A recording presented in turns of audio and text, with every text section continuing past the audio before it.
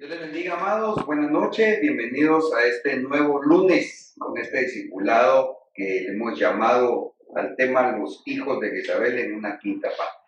Quiero contarles que en esta oportunidad tengo la gran bendición que, aparte de contar con ustedes allá en casa para que compartamos juntos esta enseñanza, está con nosotros hermano Estuardo, hermana Nancy y hermana Génesis, a quienes les damos la bienvenida. Gracias, doctor. Amén. Vamos a orar y así vamos a suplicar al Señor que nos conceda ese espíritu de revelación que necesitamos para entender la palabra. Señor, muchas gracias por este día en el cual hemos venido, Señor, en el nombre de Jesús, a este lugar y también por el Espíritu enlazarnos, Señor, con mis hermanos que están sintonizando este discipulado. Te rogamos que en el nombre de Cristo Jesús hagas descender sobre todos nosotros un espíritu de revelación y de sabiduría por el cual entendamos tu palabra.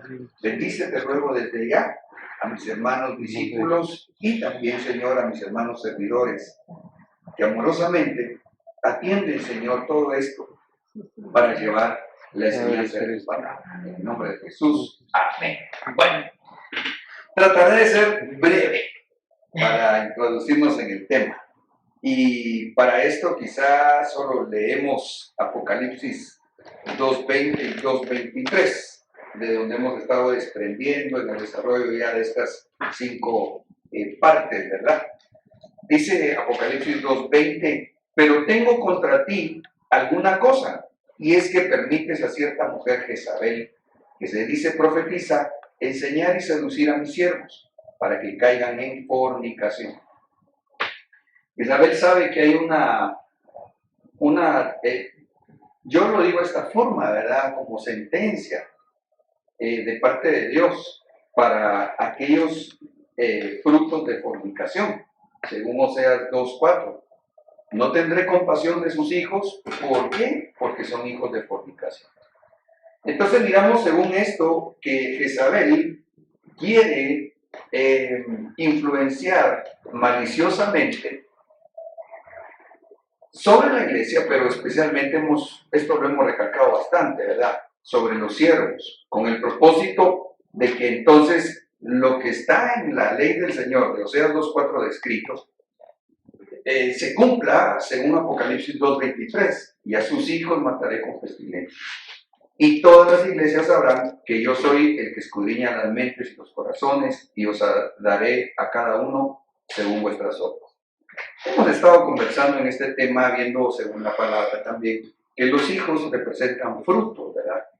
Entonces, si el enemigo, hemos entendido que muchas veces imita lo que Dios hace, obviamente el lado de las tinieblas, y nosotros como hijos del Señor, somos llamados a dar frutos espirituales, 12 frutos del Espíritu. Entonces, ¿con qué razón Jezabel también quiere que los que se dejen influenciar por ella también den frutos de ella? Interesante. Habría que pedir al Señor si aparte de esos hijos de Jezabel que hemos estado escudriñando, Atalía, Josías y Joram, habrá de alguna manera otros 9 para que quizá, esto es una pensada, pero no me extrañaría que deje ver la palabra, si hay 12 frutos del Espíritu, quizá haya 12 frutos del lado de las tinieblas. No sé si me deben entender. Sí, Pastor, y según Gálatas capítulo 5, las 18 obras que aparecen ahí, ¿no serían esos los frutos de la carne? Quizá podría ser, pero si nos vamos a la columna doctrinal que tenemos, sabemos que son 12 frutos y 18 dones. No sé si la antítesis ahí aplicaría más. Si son 18 obras de la carne contra las 18 obras del Espíritu. Obras del Espíritu. Me parece que ahí como que quizás se enlaza. Muy bien. Pero al final esto solo es una pensadita de momento.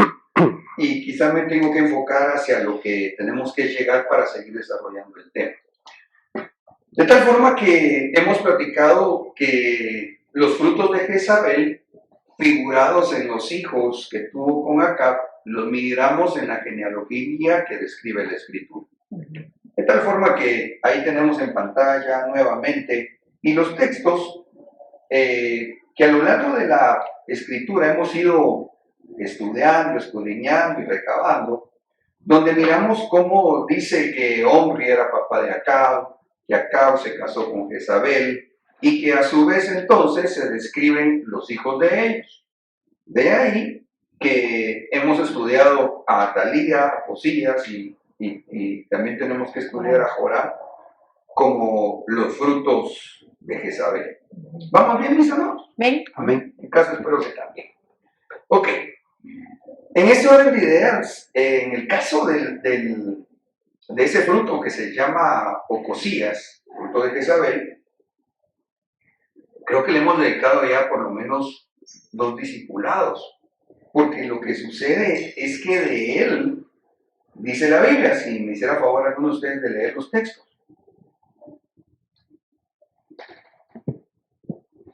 Ocosías, hijo de Acab, comenzó a reinar sobre Israel en Samaria en el año 17 de Josafat, rey de Judá, y reinó 2 años sobre Israel.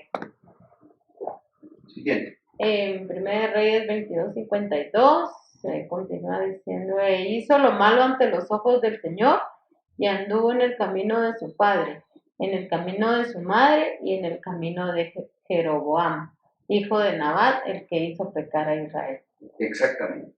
Entonces, es notorio que Ocosías siguió los ejemplos de su padre Acab, de su madre Jezabel y de Jeroboam, que fue uno de los reyes de Israel. ¿Sí me siguen? ¿Ven? Ok. O sea, que lo antecedió. Uh-huh. Ahora, es impresionante que el nombre Jeroboam, pongámosle mucha atención a esto, por favor. Según Hitchcock, lo que significa es el que se opone al pueblo. Pero esto me recuerda el significado del nombre de Satanás, que significa el que se opone. O sea, Jeroboam ya arrastraba alguna naturaleza o influencia espiritual en donde él sería más o menos como Jezabel. Jeroboam no fue hijo de Jezabel, ¿sí? No. Pero sí era como de la misma, digamos, especie espiritual, ¿verdad? O con esa tendencia. Jezabel no era israelita, Jeroboam sí. Pero Jeroboam como que ya traía esa tendencia a oponerse al avance del pueblo de Dios. Recordemos que Jezabel lo que quiere es evitar que la iglesia evolucione a convertirse en novia. Porque hemos entendido que los cristianos que se quedan a la tribulación perdieron su galardón de novia, o sea, o no lo alcanzaron, más que perdieron, es que no lo alcanzaron. Sí, me siguen ahí. Sí. Ahora, por otro lado, yo quiero que noten algo bien interesante. Esto lo leímos hace un momentito, pero en esta parte final, nuevamente, y en el camino de Jeroboam, es decir, Ocosías, fruto de Jezabel, una de sus características es que camina, que se conduce conforme al ejemplo de Jeroboam, de quien se dice en muchos pasajes el que hizo pecar a Israel. Eso es bien, bien importante. Ahora, aquí yo quisiera solo por... no sé si cabe decir acervo bíblico, por conocimiento de la historia bíblica, contarles que hubo también 2 reyes Jeroboam. Eso me tiene a mí inquieto, porque así como se describe que hubo 2 Joram que también hicieron lo malo, un rey de Israel y un rey de Judá, también se habla que hubo 2 reyes Jeroboam. El primero, en los años 928 al 907 a.C., este es el mal ejemplo que adoptó Ocosías, Y el otro Jeroboam que describe la palabra entra en escena en el año 789 y 748 a.C. pero nosotros, o la Biblia en este contexto que estamos estudiando, se está refiriendo al que vivió en el año 928 a.C., hacia acá. ¿Sí me van a entender? Sí. Esto porque yo de verdad no solo lo hago como un comentario, sino especialmente porque sí anhelo con todo mi corazón que todos ustedes y ustedes amados tomemos esa instrucción de escudriñar la palabra. ¿Ya? Y no digamos si tenemos el privilegio de enseñarlo, que si bien no somos invulnerables a algún error humano, involuntario, tratemos de entender, ¿va? ¿Ya? Lleva tiempito. Digamos, para mí entender, cuando me salían los dos Jorames, yo decía, ay, Dios mío, pero aquí cómo está la cosa. ¿Era o no era hijo? Pero resulta que habían dos. Entonces ahora de igual manera, para estudiar a Jeroboam, es importante saber que Ocosías siguió el mal ejemplo del primer Jeroboam. ¿Amén? Amén. Bueno, otra cosita que es que la palabra es tan hermosa. Ay, ¿a cuánto les gusta el pollo campero? Amén. Amén. ¿Ven? Pero el pollo campero, a mí me gusta comérmelo con alma. Sí. No, o sea, está bueno los pelos, pero el pollo campero, especialmente de la pechuga, así, después que se comió toda la carnita, los huesitos. Pastor, ¿qué le pasó? Lo que pasa es de que así creo yo que pasa cuando uno ama la palabra. Que mira algo y uno quiere como hasta chuparle los huesitos. Amén. Porque, fíjense ustedes que es interesante que cuando se habla de este Jehová, 13 veces dice literalmente la Biblia, el que hizo pecar en Israel, como hizo pecar en Israel.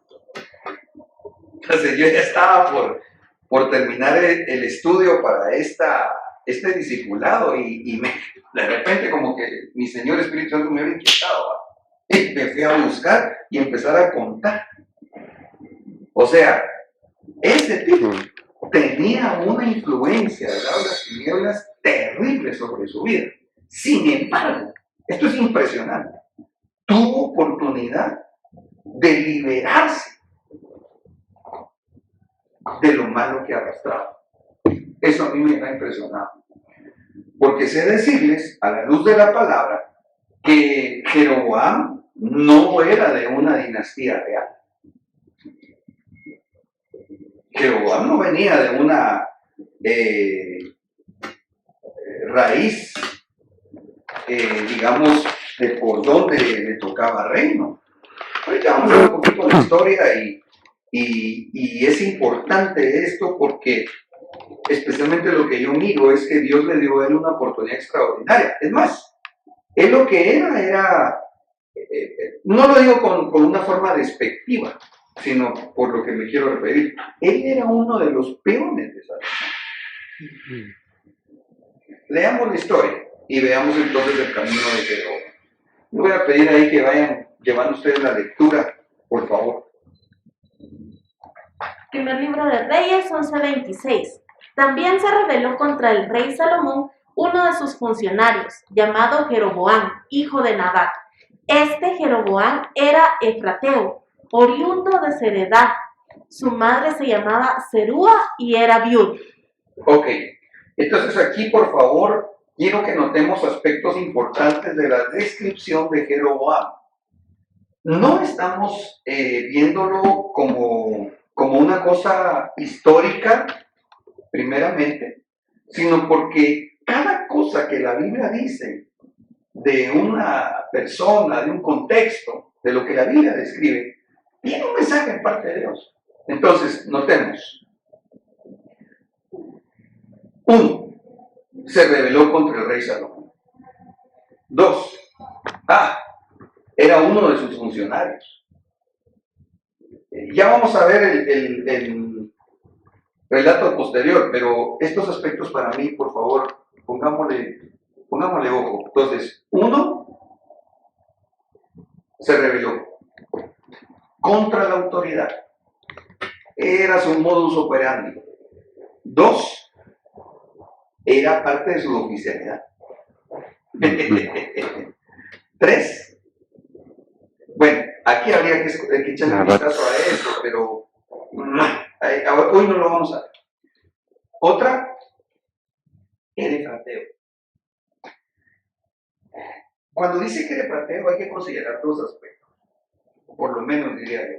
Uno, que la región de Efrata la describen como como lugar cercano a un monte de Efraín. Y la otra Efrata es la que la Biblia habla de Belén Efrata, la que describe de dónde vendría a darse, creo, el nacimiento de nuestro Señor Jesús. Sí.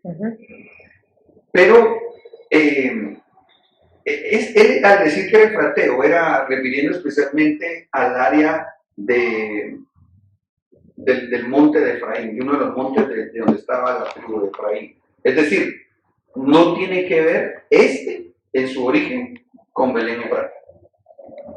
Amén. Oriundo de Sereda, su madre se llamaba Serúa y era viuda. Eso también habría que verlo, ¿va? Porque su papá, vamos a ver, sí, también así, dice que era hijo de Nabat, pero que su madre era viuda. Pues ahí hay que ponerle atención, ¿va? Ok, pero ahorita yo quisiera entrar en materia, especialmente en algunos aspectos. Aquí, por ejemplo, lo que decía el verso 27, de que se rebeló en contra de Salomón. Leamos, por favor. Dice, la rebelión de Jeroboam tuvo lugar cuando Salomón estaba construyendo los terraplenes para cerrar la brecha en el muro de la ciudad de David, su padre. Ok, veremos ahí. Entonces, yo quiero que notemos algo bien importante, porque la rebelión de Jeroboam literalmente dice, tuvo lugar cuando Salomón estaba construyendo los terraplenes para cerrar la brecha de la ciudad de David. Es decir, él se había rebelado en contra de la autoridad antes que le llevaran una profecía. Eso ahorita se los dejo ahí como un dato, pero es muy importante. Porque era lo que creo les comentaba hace un ratito. Jeroboam no venía de un linaje real. Él realmente, si quieren, leamos el mismo verso en la versión del lenguaje sencillo y ya les pongo otra cosa importante y explico lo que quiero decir. Ok, 11:28. Jeroboam era muy fuerte y trabajador, y cuando Salomón se dio cuenta de esto, le encargó vigilar los trabajos forzados que hacían los que habían sido traídos del territorio de Efraín y Manasés. Ahí está. ¿De dónde era Jeroboam?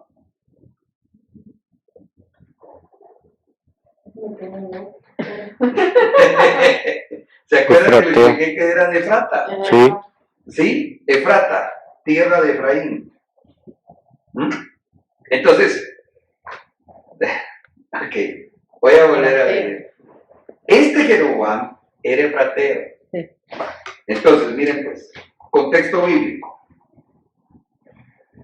Él se rebeló en contra de su autoridad cuando su autoridad estaba construyendo los terraplenes para cerrar la brecha en la ciudad de David. Pero ¿qué fue lo que lo enojó? Lo que pasa es que dice que él se dio cuenta cuando Salomón lo llama y mira que Jeroboam era trabajador, entonces dice, ese tiene madera para ser jefe. Entonces lo llama a su cuerpo oficial, era uno de sus oficiales. Y entonces le encarga que supervise los trabajos. Pero cuando Jeroboam se dio cuenta que el trabajo era muy pesado, se enojó. ¿Pero por qué? Porque él era de aquí. Ok, voy a aterrizar la idea. Jeroboam se enojó cuando vio que sus parientes tenían que trabajar mucho en la obra de Dios. Eso es bien delicado y quiero aprovechar y explicar algo. Es que lo que sucede es que a veces hay familias que tienen la enorme bendición, familias biológicamente hablando que tienen la enorme bendición de que varios de sus integrantes se congregan en la misma iglesia y hasta sirven. Pero de repente a alguien que se le da una posición como Jeroboam, ya de eminencia, entonces nota que no le parece lo que se le pide a sus familiares o que lo que se les exige a sus familiares también como servidores en la obra. Y entonces su corazón deja de ser justo. Y como son familia, entonces, cuando se le llamó la atención a tal servidor o se le delegó tal privilegio de digamos, mucho trabajo, digamos, ahí no dejó nada. Pero cuando se le llamó la atención o se le delegó un privilegio a alguien que, biológicamente hablando, es su pariente, ahí sí se rebeló, ahí sí se enojó. Esto le pasó a Jeroboam. ¿Sí me van a entender? Eso es bien delicado porque, bueno, de hecho yo les puedo decir que a lo largo del tiempo que yo pastoreé recuerdo de una de mis ayudas que en un momento fue probado, ¿no? Porque parte de su familia sirve o servía y aparentemente se estaba dando una injusticia de mi parte.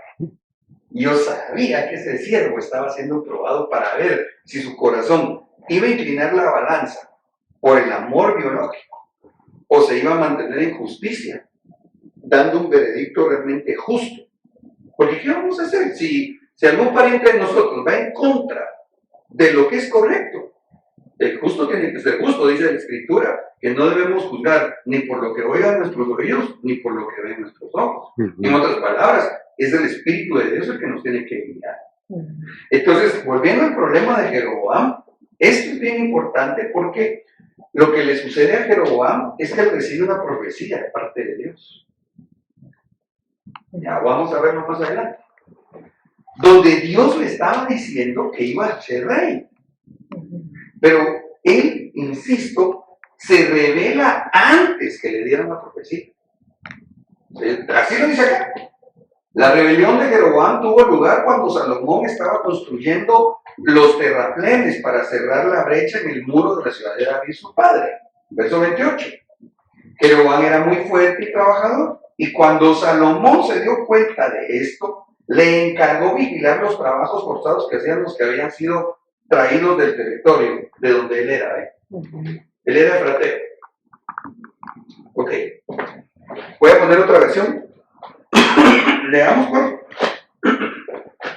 Dice, ahora bien, el nombre Jeroboam era un hombre valiente y poderoso. Cuando Salomón llegó a ver que el joven era un trabajador muy asiduo, procedió a hacerlo supertendiente sobre todo el servicio obligatorio de la casa de José. Amén. Superintendente. Superintendente. Amén. Entonces, esta es otra cosa que yo quisiera pues aprovechar al máximo lo que nos deja la palabra. Aquí tenemos que cuidar nuestros corazones. Porque él no tuvo problema mientras era un soldado raso, digamos. Pero ¿cuál fue su problema? Cuando le ascendieron. Entonces tenemos que cuidar nuestros corazones, amados. ¿En qué sentido? Que no nos vaya a hacer mal si el Señor nos concede que nos muevan de rango espiritual. Tal vez empezamos como servidores y de repente nos llama el Señor a través de nuestra cobertura a ser coordinadores de grupo o diácono o ayuda de diácono, de ayuda de anciano, o no digamos pastor, o digamos lo que se mira en algunos casos, porque lastimosamente también lo hemos visto. Cuando algún ministro tenía como reconocimiento lo pastoral y de repente trae otra unción que es habilitada y le dan el reconocimiento de apóstol, de profeta, o qué sé yo, o evangelista o maestro, y entonces le hace mal. Porque eso fue lo que le pasó a Jeroboam. Cuando su rey, su autoridad, lo asciende de rango. Entonces qué bonito. Antes no tenía problema. Pero entonces ahí como que ya se sintió él muy va. Y entonces ya empezó a cuestionar la forma como ministraba el rey. Si bien es cierto, en este momento Salomón no está trabajando bien el reino, me parece que una actitud fiel de Jeroboam hubiese sido hablar con su jefe. Hubiese sido llegar y decirle, rey, mire, por ejemplo, si miraba que era injusto el trato con los de su tribu, decirle, rey, perdone, pero ¿no creen que se le está exigiendo mucho a esto? Yo puse dos versiones porque en una dice, en esta dice que aquí dice trabajos forzados, entonces se nos da la idea como que era algo así pesado, ¿no? Sin embargo, me llamó la atención que en esta versión no dice trabajos forzados, aquí dice que era un servicio obligatorio. ¿Ah? Entonces, como que no necesariamente era pesado lo que hacían, sino que era parte de sus obligaciones. Eso es lo que a veces nos pasa, a veces también dentro de la iglesia. Lo que tal vez especialmente los que tengan el privilegio pastoral y que sirven, les explico. Todos los servidores, incluyendo mi esposa, porque ella también sirve aquí al lado mío en la iglesia, no están obligados. Cada uno que toma privilegio es porque Dios le puso en su corazón, esta es su casa, tiene agradecimiento, tiene amor a la obra, etc. Sin embargo, tiene que haber un orden y tiene que haber responsabilidades, porque, ejemplo, póngale que nosotros cada lunes tenemos el trazo del escriba. Para poder llegar a sus hogares, aquí hay 1, 2, 3, ¿va? De las reproducciones ahorita sirviendo. Mi hermana Genesis coordina, pero ahorita está como en 5. Pero póngale que no hubiera lineamientos obligatorios en el servicio. Híjole, y si se les ocurre a los 3 decir, ¿saben qué, muchachos? Mejor nos íbamos, vamos a echarnos un café. No, hay responsabilidades. Digamos, se comprometieron. Muy bien, aquí están digamos, sus responsabilidades a la hora de adquirir el privilegio. Sí me va a entender. Eso no le gustó a Jeroboam, ¿verdad? Hay cosas que yo incluso les digo, como también enseña mi pastor. Hay cosas que no son obligatorias, pero sí son mandatorias. Ok, regreso acá. Entonces, resulta, si por favor me hacen la campaña. Sí, ahí estamos. Leamos el verso 29 del primer libro de Reyes 11, por favor, amado. Un día que Jeroboam salió de Jerusalén, se encontró con el profeta Ahías, que era de Silo. El profeta se había puesto una capa nueva. Los dos estaban solos en el campo. Paremos ahí. Esto me dejó boquiabierto. Porque dice que el profeta se había puesto una capa nueva. Eso a mí lo que me deja ver es que como que su cobertura ya no era la misma. Se puso una capa nueva, una cobertura nueva. Y mire dónde andaba para profetizar. En el campo. En el campo. Nosotros tenemos la enseñanza apostólica, que no es sano. No vamos a encajonar o pretender encajonar a nuestro Señor, ¿verdad? Que si Él quiere hablar, hasta una burra y donde quiera la hace hablar, ¿verdad? Pero esa no es la media del Señor. Las profecías idealmente se deben de dar en el momento de la administración de los dones, y si hay cosas muy particulares que alguien recibe para otro, debería de ir con su pastor a decirle, pastor, recibí esto, ¿se lo puedo llevar a tal hermano? Porque dice la Escritura que la profecía se tiene que discernir, y la disciernen los que están a cargo de discernir.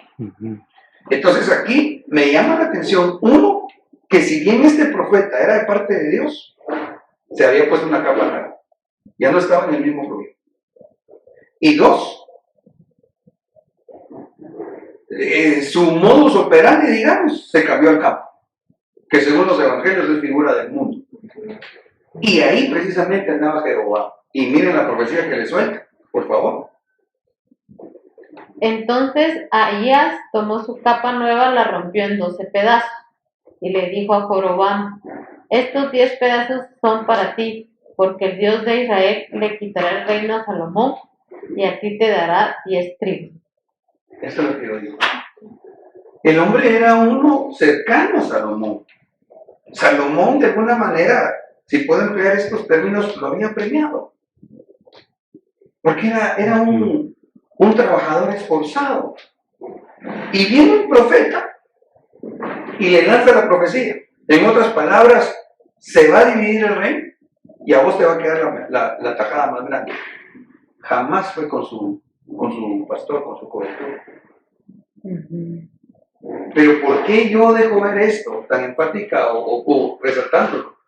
Porque el corazón de Jeroboam no se desvió aquí, sino que se desvió antes.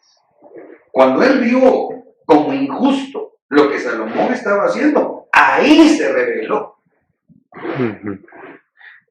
Espero que aquí a ustedes les dé una duda en esto de ese contexto profético. No sé si les dejo unos segunditos para ver si de ustedes sale la pregunta que me gustaría contestar.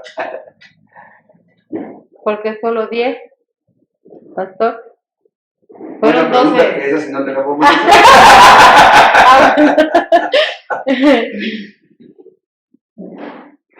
Lo que pasa es que la profecía de esta es certera, porque el Señor a Salomón le dice, por amor a tu padre David, yo no te voy a quitar el reino, pero sí a tu hijo, le dice.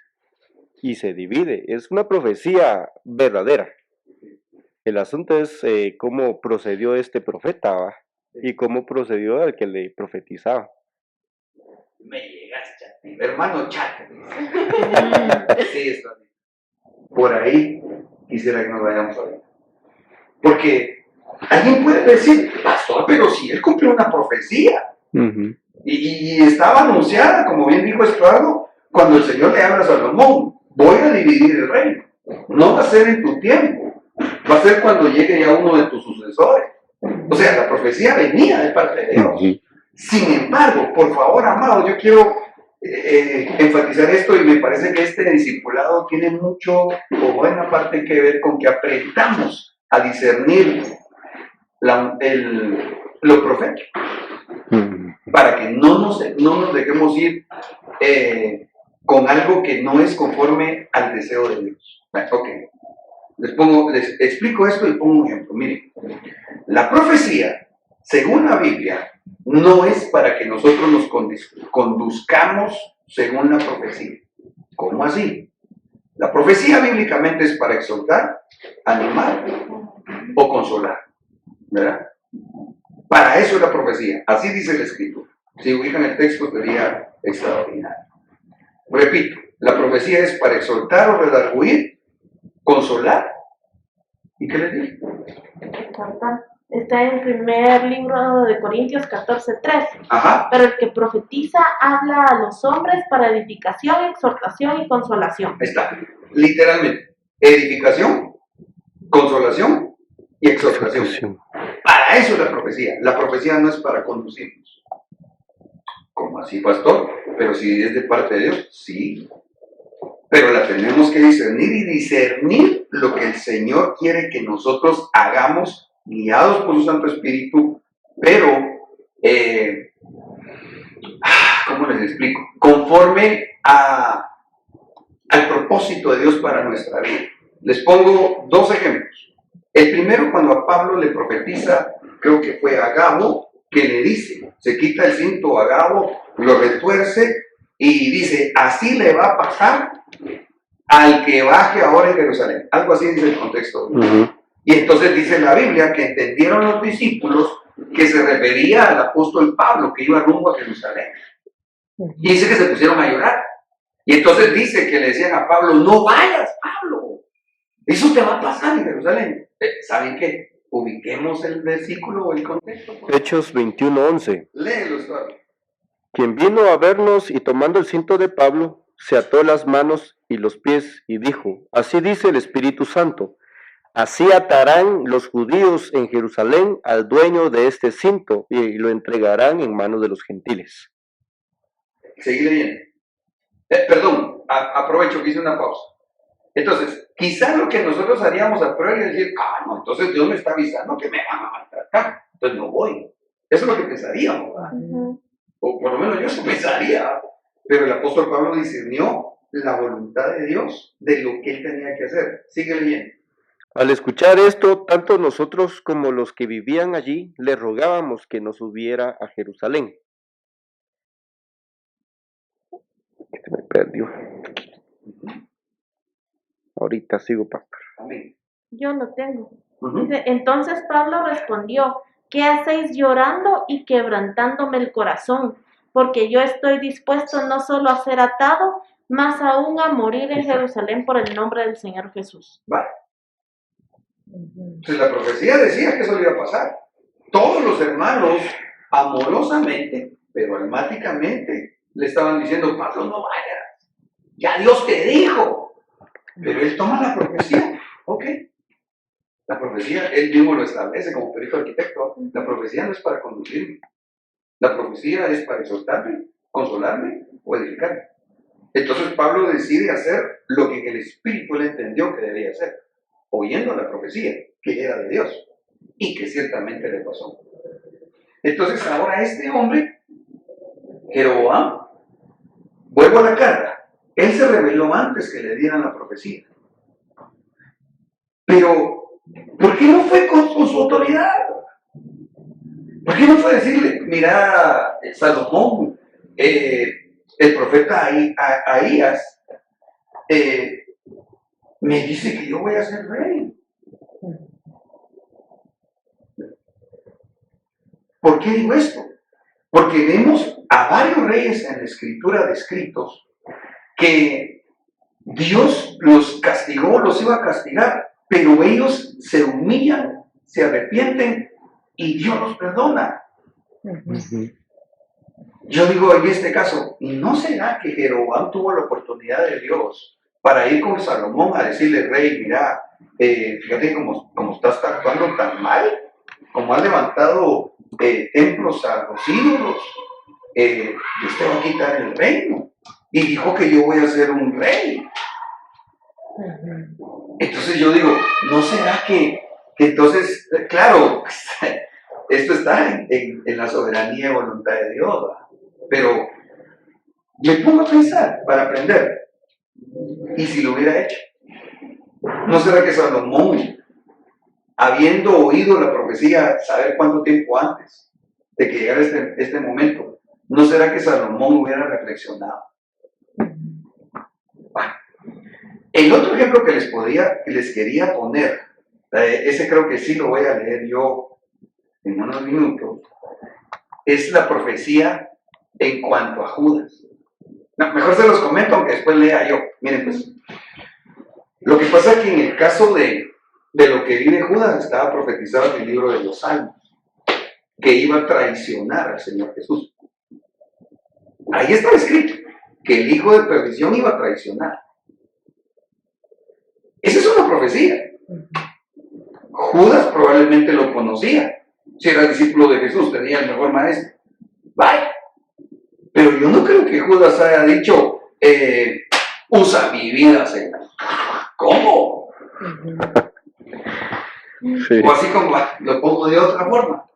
Un hermanito allá que cuenta el apóstol Salomón, que eso creo que él lo vivió, y que entonces dice que un hermano, pues más emocionado que certero, digo yo, le dijo, así dice el Señor, dice que le dijo a que estaba como en una coñonera, tú eres el anticristo, dice que le dijo. Y el hermano dice que decía, no renuncio, reciba hermano, reciba, entonces, ni modo que porque nos va a dar una profecía así, amén Señor, usa mi vida. No, se lo estoy poniendo si quiere usted como ejemplo que no es imaginario. Eso sí pasó, chistoso pero pasó, porque el hermanito que estaba, que yo digo que no estaba profetizando, pues, él solo se emocionó, y eso se le ocurrió decir. Pero el otro que dijo renuncio, que sabía cómo iba a recibir eso. Sin embargo, este Jeroboam sí lo recibió. Este no dudó, este se puso chuchazo. Ya. Ok, leamos. Sí. Primer libro de Reyes 11:32. Pero él tendrá una tribu por amor a mi siervo David y por amor a Jerusalén, la ciudad que he escogido de entre todas las tribus de Israel. Porque me han abandonado y han adorado a Astoret, diosa de los sidonios, a Quemos, dios de Moab, y a Milcom, dios de los hijos de Amón. Disculpa, Chatir, Tony. Me acuerdo que Jezabel como que era de aquí, ¿va? Era, sí, Sidonia. Sidonia, ajá.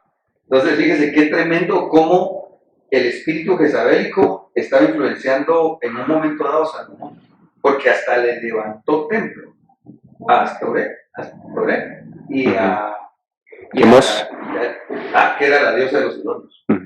Y ahí leí, Dios de los hijos de Amón, y no han andado en mis caminos para hacerlo recto delante de mis ojos, y guardar mis estatutos y mis ordenanzas, como lo hizo su padre David. va. Entonces, vuelvo a la carta. Creo que se llamaba Ezequías, aquel rey que Dios le dice, pon en orden tu casa. ¿Va? Sí, Va, porque te vas a morir, dice. Y Isaías le dio una profecía. sí, Vaya, te vas a morir. Yo creo que hasta le dice que te vas a morir mañana. Y dice que Ezequías lloró, le pidió perdón a Dios. Y dice la Biblia que cuando iba saliendo el profeta, creo que en el patio, le habla el Espíritu de Dios nuevamente y le dice, ve y dile que le doy 15 años más. Vaya. Entonces yo a lo que voy es a esto. A mí me parece que Jeroboam, aunque la profecía venía de parte de Dios, él tuvo que haber mostrado fidelidad a su rey. El rey estaba mal, pero él tuvo oportunidad para decirle, mira rey, yo no sé si Dios te había hablado de esto, pero a mí me vino esta profecía. ¿Esto? amén. Sí, por ejemplo, veo a un profeta Eliseo, manda a su siervo Giesi y le dice a Naamán, ve y haz esto, y va a suceder. Entonces viene Naamán y primero se pone a pelear y no lo hace, pues lo hace, ¿verdad?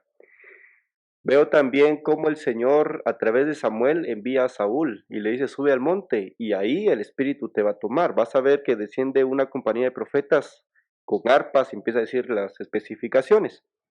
Entonces son profetas que les dicen que hagan, pero yo veo un elemento aquí muy importante, que estos hombres no solo veo que tenían la función de profeta, sino también de pastor, porque la función del pastor según el Salmo 23 es guiar, Entonces pueda suceder a que nos den profecías por medio de profetas y lo mejor aquí es ponerlas a los pies del pastor, que es el que nos va a guiar a nosotros, nos va a guardar a nosotros de muchas cosas, ¿verdad? Entonces, la importancia de tener pastor, o sea, el uno complementa al otro, ¿verdad? Sí, tenés razón, porque incluso cuando los profetas se desubican y llegan a alguna congregación, y bueno, yo vi eso también, que llegan a una congregación y le dicen a alguno que está ahí, ¿verdad? Así dice el Señor, tu tiempo llegó, tú eres un ministro. Le echaron la palabra. Porque si el pastor no ha recibido eso, o el tiempo del cumplimiento de esa profecía, no lo hiciera en la oreja y se deja ir por lo que dijo el profeta, aunque la profecía sea de Dios, lo va a fastidiar la profecía. Bueno, tal vez no la profecía en sí, sino la mala administración de ese mover profético. Qué bonito. Un ejemplo de eso puede ser David, ¿verdad? Como sabiendo que iba a ser rey, pero él esperó su tiempo, a pesar de que Saúl también lo sabía y lo quiso matar, y David teniendo la oportunidad de rebelarse, no lo hizo, sino que esperó el tiempo del Señor. Sí, ese ejemplo que estás recordándonos es bien importante, porque de hecho a David lo ungen mucho tiempo como rey, mucho tiempo antes de los acontecimientos ya literales, ¿verdad? Entonces, incluso fue como, vamos a ver, no sé si aplicaría ahí tentado, cuando él agarra el pedazo de la capa de Saúl, ¿verdad? Y todo le dice, aprovecha, ese es tu momento, ya, ¿no? Hasta le hubieran podido decir, ¿verdad? Si Dios ya dijo, ya te profetizaron que vas a ser rey, hubiera sido Jeroboam y Dios no se ceviche. Pero David no. Excelente. Calidad. Vamos ahí aprendiendo. Bueno, entonces dice acá, si no hace favor de leer los dos versículos. Sin embargo, no quitaré todo el reino de su mano, sino que lo haré príncipe todos los días de su vida, por amor a mi siervo David, a quien escogí, el cual guardó mis mandamientos y mis estatutos. Pero quitaré el reino de mano de su hijo y te lo daré a ti, es decir, las 10 tribus. Ahí está. Entonces, esa profecía venía de parte de Dios. Ahora, aquí el texto que yo quería mencionarles, fíjense pues, ¿cómo le dice Dios? Hablándole a Jeroboam, y a ti te tomaré y reinarás sobre todo lo que deseas. Entonces Jeroboam, que había usurpado en su corazón la función del rey. ¿Sí lo ven? Porque le dice la profecía, y reinarás sobre todo lo que deseas, y será rey sobre Israel. O sea que cuando Jeroboam se revela, allá antes de que lo profetizara, él le había dicho, no, mi rey o mi pastor, o mi profeta o mi autoridad, no, estaba voceando, yo puedo hacer mejores cosas que él. Dios me debería poner a mí. Él lo deseó en su corazón. Dios mío, tremendo esto. Él lo deseó en su corazón. Entonces llega el profeta, bueno, vos te pones candidato para crear una división en el reino. Ok, así dice el Señor, te lo va a conceder. Es ahí donde uno tiene que discernir, aunque la profecía venga de parte de Dios. Amados, disculpen si estoy enfatizando esto, pero es que la profecía, según la Biblia, no es para que seamos conducidos a. Es como un referente. Y este es el texto que yo les decía de lo que pasó en Juan 17:12, cuando se da el relato de la traición de Judas, pero que estaba profetizado. Si me hacen favor, leamos Juan 17:12. Cuando estaba con ellos en el mundo, yo los guardaba en tu nombre. A los que me diste, yo los guardé y ninguno de ellos se perdió, sino el hijo de perdición, para que la escritura se cumpliera. Va. Aquí está entonces cómo el Señor Jesús les dice, hay una profecía que se va a cumplir. En ese contexto podríamos ir a leer cuando están ahí con el Señor en la llamada última cena, y entonces le dicen los discípulos, ¿seré yo maestro? Sin embargo, me parece que ahí tuvo su oportunidad Judas también. Porque Judas ya tenía él ya había platicado con los fariseos. Él ya había hecho negocio, ya le había puesto precio a la traición. Pero Jesús todavía le dio oportunidad, porque la Santa Cena, que la Pascua en la cual participó Judas, fue su oportunidad para arrepentirse. Para eso es también la Santa Cena, para que pedamos perdón por nuestros pecados. Entonces él tuvo su oportunidad. Ok, y entonces yo creo que ahí es donde aplica lo que mencionaba hace rato. Porque entonces no vamos a nosotros a pedir a Dios, como tiene que haber un hijo de perdición para que se cumpla la escritura, que sea yo. No. ¿Verdad que no?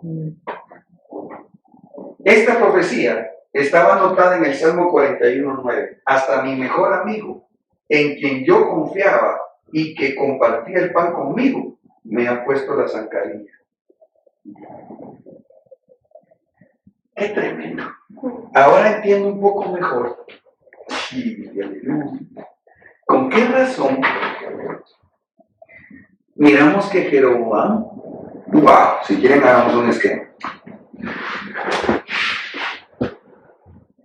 Entonces aquí está Jesús y aquí está Judas, el traidor. Había una profecía que cumplirse en ese momento. Tenía que levantarse un traidor. Entonces ahora yo veo a Salomón, figura de Cristo, y entonces Jeroboam, figura del anticristo. Por eso es que de Jeroboam, por lo menos 13 veces, dice la Biblia, el que hizo pecar a Israel. Estos personajes tuvieron la oportunidad de arrepentirse. Es que qué chueco, hombre. Jeroboam, si hubiese sido más, digamos, espiritual, él lo hubiera hecho al profeta: no, yo no me voy a prestar para una división. ¿Verdad? Ok, avancemos. Hágame favor, verso 38, primer libro de Reyes 11. Y sucederá que si escuchas todo lo que te ordeno y andas en mis caminos y haces lo recto delante de mis ojos, guardando mis estatutos y mis mandamientos, como hizo David mi siervo, entonces estaré contigo y te edificaré una casa perdurable como la que edifiqué a David, y yo te entregaré Israel. ¿Vale? Ahí está la oportunidad. Sí, no sé si los desubiqué en el contexto, es que le está dando la profecía, ¿va? Así dice el Señor, tú vas a ser en Israel, te voy a dar 10 tribus, por amor a mi siervo David, le voy a dejar aún una a su linaje, pero tú vas a reinar sobre todo lo que deseas. Pero después Dios le dice: si obedeces y me escuchas, andas en mis caminos, haces lo recto delante de mí, como quien dice, te voy a prosperar. Pero a Jeroboam no le interesaba eso.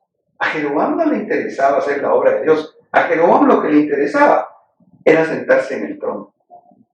Por eso es que Jeroboam, desde antes de la profecía, ya se había desviado en su corazón. Hermano Esparto. Sí, pastor, a mí me llama mucho la atención por lo que usted decía anteriormente, no es de que uno se preste para decir: Señor, aquí estoy para la profecía de malos propósitos, ¿verdad? Lucas 6:16 dice: Judas, hermano de Jacob, y Judas Iscariote, que llegó a ser el traidor. Y esa palabra en el original es ginomai, la misma expresión que dice allá en Juan capítulo 1, versículo 12, que lleguemos a ser hechos hijos de Dios. Entonces no, como que no venía, tenía oportunidad, pero por su decisión llegó a ser. Eso es lo que a mí me impresiona, ¿verdad? Que el Señor le estaba dando la oportunidad, pero él insistía en mantenerse así hasta llegar a ser el traidor. Sí. ¿Verdad? Igual ¿verdad? Que ya en su corazón lo deseaba y llegó a ser. Sí. Yo le concedí su deseo. Tremendo, hermano. Que Dios nos guarde y nos libre. Amén. Entonces, esto es lo que les mencioné. 13 veces se dice en el camino de Jeroboam: el que hizo pecar a Israel. Su naturaleza realmente era de rebeldía, de pecado. ¿Cuánto me queda, amados? Ok, sigamos, pues, en el nombre de Jesús. Primer libro de Reyes 11:40, por favor. Salomón procuró dar muerte a Jeroboam, pero Jeroboam se levantó y huyó a Egipto, a Sisac, rey de Egipto, y estuvo allí hasta la muerte de Salomón. Va. Fíjense como lo que estamos estudiando es el camino de Jeroboam, la conducta de Jeroboam, los ejemplos de Jeroboam. ¿Qué hizo Jeroboam cuando se vio asediado? Él no fue a buscar al Señor. Él sí era israelita, era de Efrata. Él tenía que haber ido a Jerusalén, digo yo, pues, A las ciudades de refugio. o a la ciudad de calidad. Él podía haber acudido a una ciudad de refugio. Él hubiera pedido cita de administración, pues. Sí, pues. ¿Ya? Pero ¿qué hace él? Se va a Egipto. Si él estaba acostumbrado. ¿Dónde se encontró el profeta? En el mundo, en el campo. Entonces su camino era ese. A la hora de verse asediado, él no buscaba la ayuda del Dios verdadero. Él iba a buscar las cosas del mundo y los dioses del mundo. Porque incluso aquí es bien impresionante que su cuate fue Sisac, rey de Egipto. el camino de Jeroboam es, en lugar de buscar al rey de reyes, es buscar potestades del mundo, o digámoslo así, como en el mejor de los casos, ayuda de amigos que todavía están en el mundo.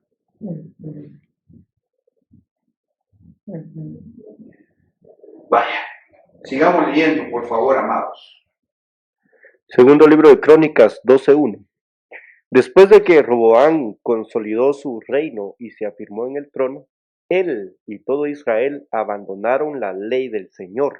Perdón, aquí prácticamente, mientras Jeroboam estaba reinando Israel, Roboam estaba reinando Judá, ¿sí? El reino del sur. Exacto. Sigue leyendo. Y le fueron infieles. Por eso en el 5.º año del reinado de Roboam, Sisac, rey de Egipto, atacó Jerusalén. Miren quién era el cuate de Jeroboam. ¿A quién fue a buscar Jeroboam? A Sisac, rey de Egipto. ¿Qué hizo Sisac a los más o menos 3-5 años? Consumar sus propósitos.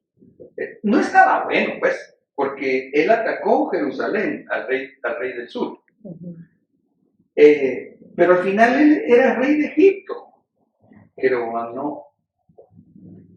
No sé si lo ven ahí. Lo que yo me quiero referir es que el camino de Jeroboam fue buscar la gente inadecuada, que también iba a promover la rebelión en contra del pueblo de Dios. Por eso es que el nombre de Jeroboam vimos que significa el que se opone al pueblo. Y lo más terrible viene todavía. Sigamos leyendo, por favor. Y dijo Jeroboam en su corazón: ahora se volverá el reino a las casas de David. Si este pueblo subiere a ofrecer sacrificios en la casa de Jehová, en Jerusalén, porque el corazón de este pueblo se volverá a su señor Roboam, rey de Judá, y me matarán a mí, y se volverán a Roboam, rey de Judá. Lo que ese hombre vimos desde el principio tenía en su corazón de ser el tatascán, de ver sus beneficios y no hacer la voluntad de Dios. Entonces ya luego, cuando el rey Roboam estaba como tratando de seguir celebrando los cultos, digamos, en Jerusalén, entonces viene Jeroboam y dice él: no, yo no voy a seguir los parámetros bíblicos, digamos, para hacer el culto a Dios, nada. Ni tampoco me voy a unir a las convocatorias donde Dios dijo que se hiciera en Jerusalén.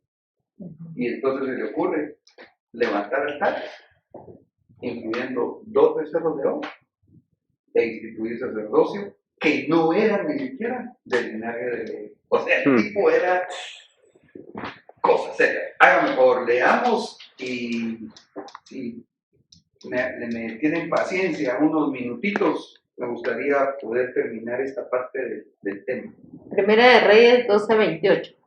Y el rey tomó consejo, hizo 2 becerros de oro y dijo al pueblo: es mucho para vosotros subir a Jerusalén. He aquí vuestros dioses, oh Israel, los cuales te hicieron subir de la tierra de Egipto. Paremos ahí. Miren cómo trataba al pueblo.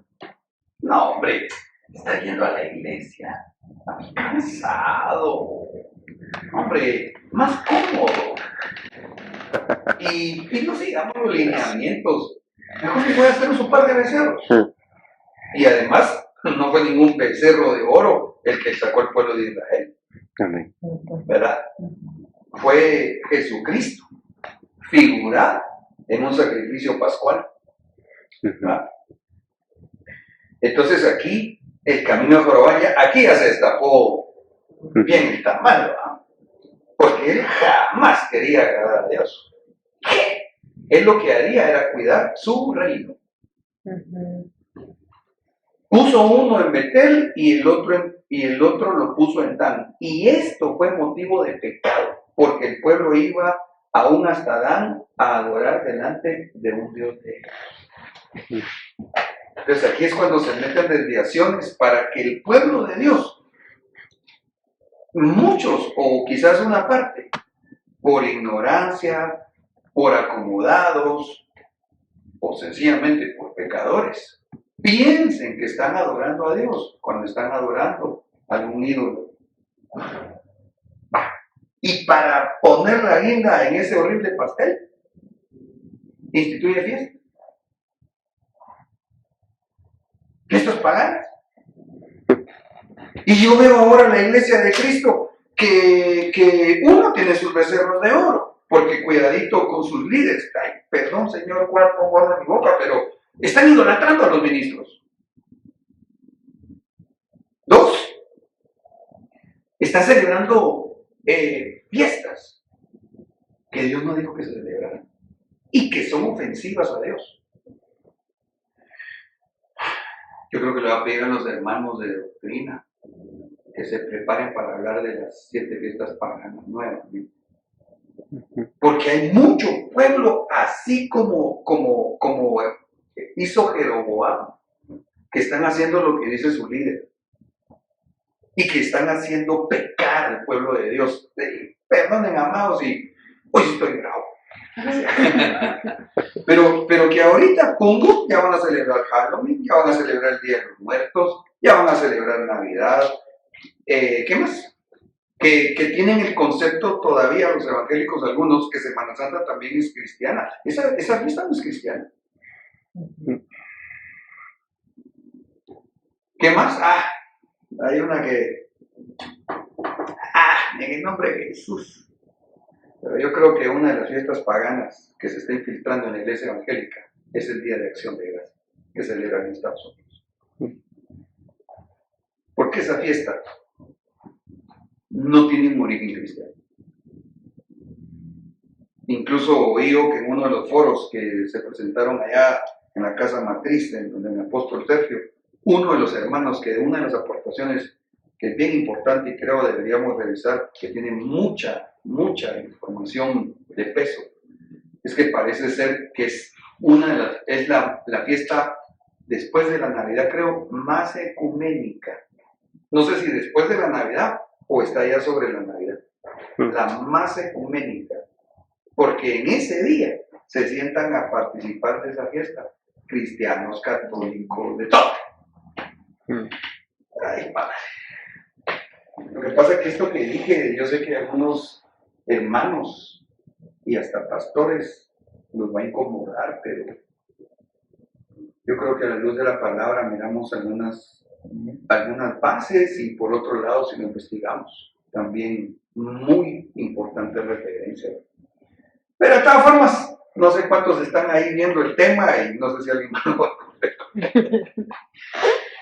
Ok, por favor leamos. Dice, y esto fue motivo de pecado porque el pueblo iba aún hasta Dan a adorar delante de uno de ellos. Incluso a nosotros los ebenezeritas, en uno de esos foros, me recuerdo que empezaron a criticar y a decir, ¿por qué son tan cuadrados? Y celebran, y dicen que no hay que celebrar la Navidad, pero sí están celebrando Acción de Gracias, el Día de Acción de Gracias. Yo vi esos comentarios en las redes. Cuando se expuso ese tema, yo vi que empezaron a decir eso. Algunos otros hermanos, que tal vez ellos quieren hacerlo, ¿va? Pero que lo que quieren es como señalarlo, ¿va? ¡Ay! En el nombre de Jesús, Señor, el tiempo se había acabado, no sé si. Pero yo sí creo que debemos rogar a Dios que nos dé prudencia y sabiduría para saber discernir en el nombre de Jesús, si no se está infiltrando un fruto de Jezabel o Josías que está induciendo a caminar el camino de Jeroboam. Primero Libro de Reyes 12:31. Hizo también casas en los lugares altos e hizo sacerdotes de entre el pueblo que no eran de los hijos de Leví. Bueno. O sea, instituyó un sacerdocio que Dios no había instituido. Y si instituyó un sacerdocio y puso gente a fungir como sacerdotes que no tenían el llamado de Dios, ¿Con qué razón después la siguiente consecuencia es hacer fiestas que Dios tampoco dijo que hicieran? Leamos, por favor.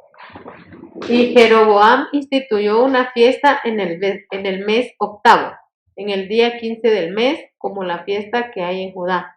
Y subió al altar, así hizo en Betel, ofreciendo sacrificios a los becerros que había hecho. Y puso en Betel a los sacerdotes de los lugares altos que él había construido. Interesante, ¿no? Él mandaba el sacerdocio cuando no le tocaba. El tipo era un usurpador. Desde el inicio de su corazón ya había usurpado la función de rey. Ahora estaba usurpando la función sacerdotal.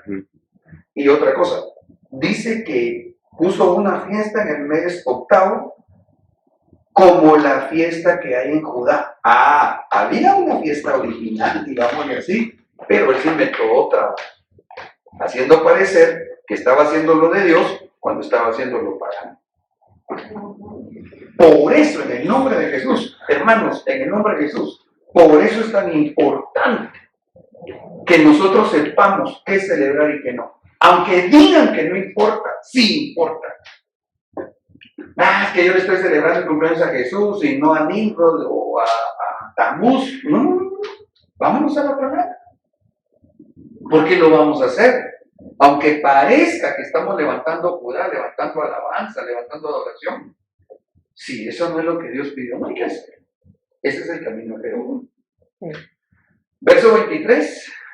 Entonces subió al altar que había hecho en Betel el día 15 del mes octavo, es decir, en el mes que él había planeado en su propio corazón. E instituyó una fiesta para los hijos de Israel y subió al altar para quemar incienso. Qué tremendo, ¿ah? Falsificando todo, falsificó la alabanza, falsificó la adoración, falsificó la adoración. Segundo libro de Reyes 3.1. Ya casi vamos terminando, hermanos. ¿Cuánto tiempo me queda? Ya no me queda. Creo que me han pasado como 7 minutitos. Déjame unos más, es que casi estamos por llegar a, por lo menos a lo que teníamos acá dispuesto, aunque de esto hay que estudiar mucho, pero sigamos adelante. Segunda de Reyes 3.1. Joram, hijo de Acab, comenzó a reinar sobre Israel en Samaria. Segunda de Reyes 3.3. Sin embargo, se aferró a los pecados de Jeroboam, hijo de Nabat, con los que hizo pecar a Israel, y no se apartó de ellos. Quiere decir que este camino es para los que lo caminan, les cuesta salir de ahí. Porque dice que este comenzó a reinar sobre Israel, pero se aferró. Por eso miramos nosotros que hay cosas que cristianos hacen, pero siguen aferrados a. Hasta se enojan si uno les hace ver la verdad. Este me pone triste a mí. Bueno, todo da, pero es que Jehú, mis respetos. Pero miren lo que le pasó a Jehú, por favor, leamos. Segunda de Reyes 10.31. Pero Jehú no se cuidó de andar en la ley del Señor, Dios de Israel, con todo su corazón, ni se apartó de los pecados con que Jeroboam hizo pecar a Israel. Jehú ya había matado a Jezabel. Jehú había discernido el espíritu jezabélico, pero no quiso dejar de que se fueran dando siempre los frutos de Jezabel. Jehú, ustedes, para mí, bueno, creo que está dentro de los héroes de Hebreos 11, ¿verdad? No me acuerdo. Pero que no esté, mis respetos, hombre. Pero dice que no se cuidó de andar, en la ley del Señor. Vámonos a la palabra y cuidémonos según la palabra. Ok, creo que 3, 4 versículos más, 5, 6, no, ya casi ahorita. Y ya vamos a orar. Segunda de Reyes 13.1. En el año 23 de Joás, hijo de Ocosías, rey de Judá, comenzó a reinar Joacás, hijo de Jehú, sobre Israel en Samaria, y reinó 17 años. Segunda de Reyes 13.2. E hizo lo malo ante los ojos del Señor y siguió tras los pecados con que Jeroboam, hijo de Nabat, hizo pecar a Israel, no se apartó de ellos. Tremendo, ¿ah? Porque entonces aquí lo que yo veo es que vamos a ver, Joacás, hijo de Jehú, ¿por qué no mejor siguió lo bueno de su papá? Lastimosamente siguió el mal ejemplo de su papá, que siguió el camino de Jeroboam.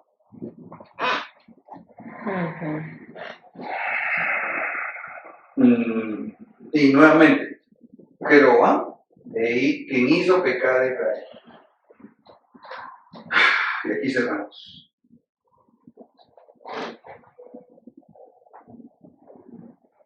Entonces Joacás imploró el favor del Señor y el Señor lo oyó, porque él vio la opresión de Israel, de cómo el rey de Aram los oprimía. Este Joacás es el hijo de Jehú. Vale. Entonces, era lo que les comenté durante el tema, que yo miro que hay algunos reyes, algunos siervos de Dios que habían hecho lo malo, pero se arrepienten y le piden perdón a Dios. Sigamos leyendo. Segunda de Reyes 13:5, ¿verdad? Y el Señor dio a Israel un libertador y escaparon del poder de los arameos y habitaron los hijos de Israel en sus tiendas como antes. Segunda de Reyes 13:6, con todo no se apartaron de los pecados con que la casa de Jeroboam hizo pecar a Israel, sino que anduvieron en ellos y también la acera permaneció en pie en Samaria. Ay, Dios mío, no sé si seré yo, pero creo que no es cosa. O sea, yo veo que aquí, nuevamente, Jeroboam hizo pecar a los hijos de Israel. Pero otra vez dice lo ofensivo para el Señor. Y también la acera permaneció en pie en Samaria. Traigámoslo a nuestro hoy, y el arbolito de Navidad seguía en el pueblo de Israel.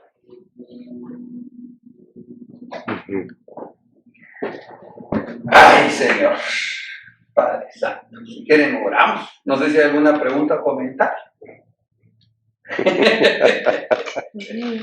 Pero sinceramente yo sí creo, mis amados, que Dios nos está hablando, está como que si nuestro Señor Espíritu Santo estuviera como manifestando su celo por la iglesia de Cristo, para que nos limpie, que no sigamos caminando esos caminos. Amén. Amén. Amén. Oremos pues. Padre, muchas gracias por esta oportunidad, Señor, en la cual nos has dado el escudriñar la Escritura, aprender, Señor, de lo que tú nos quieres ir mostrando. Te pedimos perdón, Señor, de las cosas que tal vez todavía hacemos en ignorancia o a veces aún sabiendo que no está bien y que nos hemos querido aferrar. Hoy renunciamos en el nombre de Jesús, así es, a participar de todo aquello, Señor, renunciamos que a no es toda conforme a tu voluntad, mesa pagana, mesa de demonios en nombre de Jesús. Te pedimos, Señor, Renunciamos, Padre. Te pedimos, Señor, Perdónanos, que tú nos Señor des Jesús, sí, Padre, la luz a nosotros, de tu Santo a Espíritu, nuestros antepasados. Perdónanos, para que perdónanos, por podamos seguir favor. alumbrando Y límpianos, que tu misericordia, Señor, nos limpie, les des la nos revelación, haga, nos Señor, des la santos revelación, para ti. y así abandonemos las costumbres babilónicas. Por favor, Y en Padre, especial, te lo Señor, pedimos. también te rogamos por nuestros ministros. Por Y favor, Padre. especialmente por aquellos, Señor, que Sí, tú has Señor. puesto como columnas dentro de la misión. Para que así, Señor, en el nombre de Jesús, Padre, por como esos favor, siervos que endereza te aman, los que aman pasos, tu Señor, palabra, de tus que son siervos. celosos, Señor, No de la permitas, vida en el Padre, en Evangelio nombre de de Cristo Jesús, Jesús, que se estén desvíen tus siervos, apercibidos Señor. y en ninguna manera Por favor, Padre, te lo seamos pedimos. confundidos a hacer cosas Por que no favor, están, Padre. Señor, conforme Rogamos. a la Escritura. En el nombre de Jesús bendigo a los hermanos y te damos gracias. Amén y amén. Amén. Hasta pronto, amados, y a ustedes muchas gracias por Gracias, habernos pastor. acompañado. Que le bendiga. Amén. En el nombre de Jesús.